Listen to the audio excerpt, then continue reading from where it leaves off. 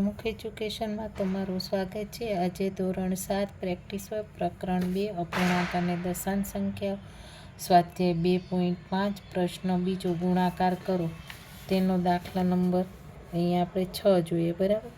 તો આપણે આ પોઈન્ટ દૂર કરવા માટે 3 ગુણ્યા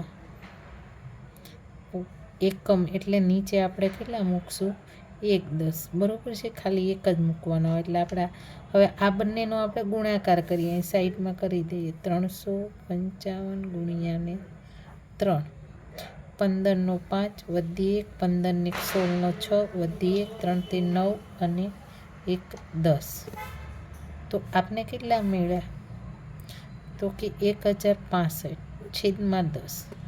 હવે આપણે એક શૂન્ય પાછળથી નો વધી જાય તો અહીંયા 106.5 આપને જવાબ મળશે।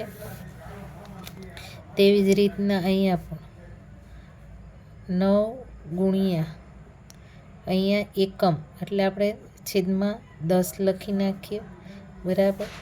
134 ગુણ્યા ને 9 9 ચોક 36 વધી 3 9 3 27 28 29 30 નું 0 વધી આવી 3 9 એકા 9 10 11 12 તો આપને મળ્યા 1206 છેદમાં 10।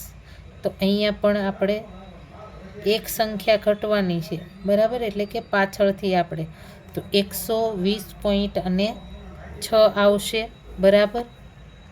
તેવી રીતના 8માં તો અહીંયા પોઈન્ટ પછી અહીંયા જો 0.06 છે તો પોઈન્ટ ભલે આગળ 0 પણ પોઈન્ટ પછીની કેટલી સંખ્યા તો કે 2 તો અહીંયા આપણે 6 લખી અને છેદમાં આપણે 2 0 કરી લઈએ અને 9 તો આપણે 6 9 તો કે 54 54ના છેદમાં 100 કરી નાખીએ। હવે 54 એકમ દશક તો એકમ દશક પોઈન્ટ કરી 0 તો 0 પોઈન્ટ આપણે કેટલા મળ્યા 54 મળ્યા બરાબર। તેવી રીતના અહીંયા પણ પોઈન્ટ પછી કે એકમ દશક એટલે કે આપણે 100 મૂકીએ અને 7 18 સત્તા તો કે 126 છેદમાં આવ્યા 100।